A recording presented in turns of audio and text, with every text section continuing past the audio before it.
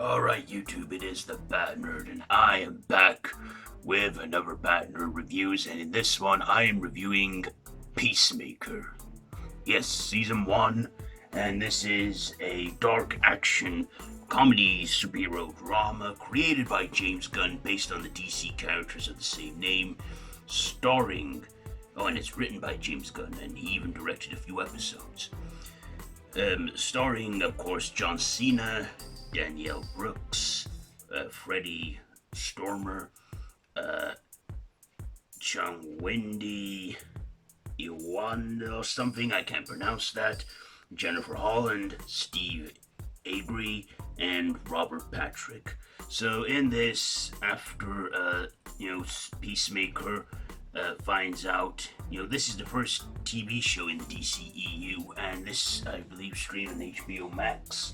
So, in this, after Peacemaker survived his whole being shot and crushed by a building in the Suicide Squad, and we see it in the post-credit scene of that movie, he recovers and then goes about, and eventually he then gets wrapped up in this team and then has to stop an invasion of, this time, not starfish, but butterflies that take over the human brain and control them and operate them. And of course, they want to invade Earth, or as we find out, they actually came to Earth because their planet was dying, but they discover that Earth is going in the same route. And their food source is this big, massive alien thing called a cow. And of course, Peacemaker, or Chris Smith, is tasked with stopping this invasion, and, well, that's all I'll tell you about this. So what did I like about this series? Well, there's 8 episodes. I waited till they were all available, and I binged the hell out of them. In fact, I think I watched it in 2 days. I watched 4 one day, and then I watched the next 4 the next day. So I was really hooked on this series, and I love John Cena, especially with his little psychic eagle-y, which is an eagle, and his other friends like Vigilante, and Vigilante kind of put me in the mind of Deadpool, because he was kind of like a merc with a mouth, kind of, but he was funny and wisecracking, and we even got some other characters in there, including one character called, let me just look a moment. That's it. One character called Leota or something. A babe, I should really look the names. Who is the daughter of Amanda Waller in the Suicide Squad. And then, of course, I just said Vigilante, and I also liked the character of Amelia Harcourt. She too was, really beautiful and stunning, but she was a badass though. She wasn't just eye candy for the guys in it. She was just a total badass in this series too. At first I thought she was the female variant of Loki from the Loki TV show, but it's not. And I also like Robert Patrick as, his father, August Smith, aka White Dragon. He too was an interesting character, and he ended up being like, Robert Patrick's really made a comeback in recent years on the small screen. I mean, before I probably just knew him as the T-1000 in Terminator 2, but like I say, he's really making a comeback, and he's, doing TV roles, and yeah, I really enjoy his acting in this, even though he's pretty much the similar kind of person throughout. Yeah, I like the action in this and the visual effects. This had a good budget, and it didn't have the similar quality of a movie, but you can tell it was basically from a movie, the Suicide Squad. So I like that. I like that we got a brief cameo towards the end from the Justice League. Yes, we do see the Justice League. Well, Superman, Aquaman, The Flash, and Wonder Woman. I'm taking that the Wonder Woman and Superman that we see are not Gal Gadot or Henry Cavill, because we don't actually zoom in on their faces and we only see them like in a silhouette. But we definitely do have is it Edris Miller or something, and Jason Momoa as the Flash and Aquaman that make a brief cameo and talk amongst each other. So I that we got to see the Justice League for a brief moment. And I'm assuming and hoping that they're the same ones from the Zack Snyder cut of Justice League.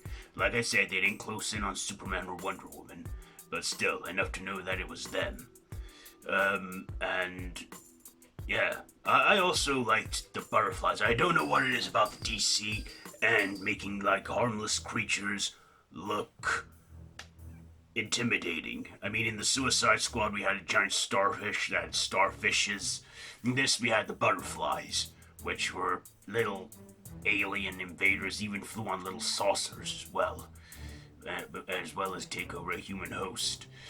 Yeah, I thought it was funny too. It had some good comedy in there, some good comedic moments, like I said. It was just a funny show, and I enjoyed the hell out of it.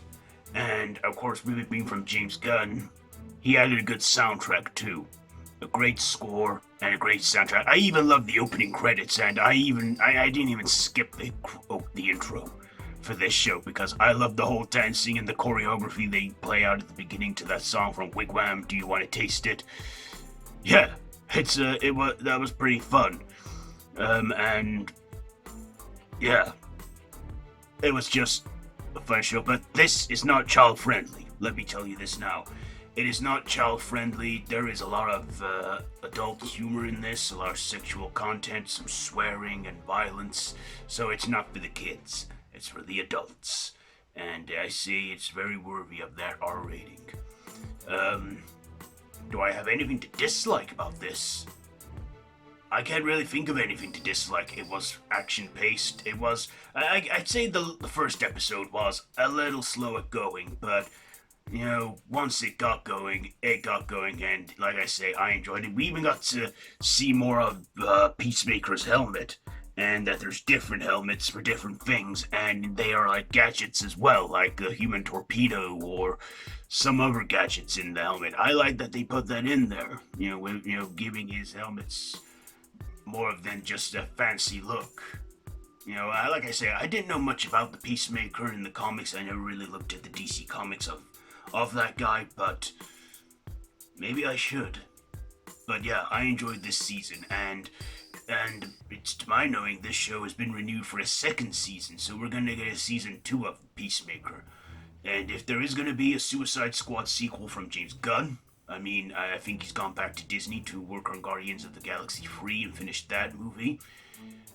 I hope Peacemaker, we see him again, but we're definitely going to see him again in a second season, whether that's going to come in 2023 or something, I don't know, but yeah, great season.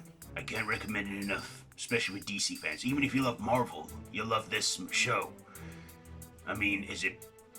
Is it as good as the Disney Plus Marvel shows in the MCU? Ooh, I can't say that. I don't like comparing favorites. I don't go that far. So, ratings for Peacemaker. I'm gonna give it, what the hell of it, I'm giving it 5 batarangs out of 5 for Peacemaker. So there you go. There is my review on Peacemaker. Have you seen this one? Let me know all that down in the comments below, and if you like this video, be sure to give it a big thumbs up, share with your friends, and feel free to subscribe to my channel if you haven't already. I've been the Bat Nerd, this has been Bat Nerd Reviews, so until next time, Bat Nerd out.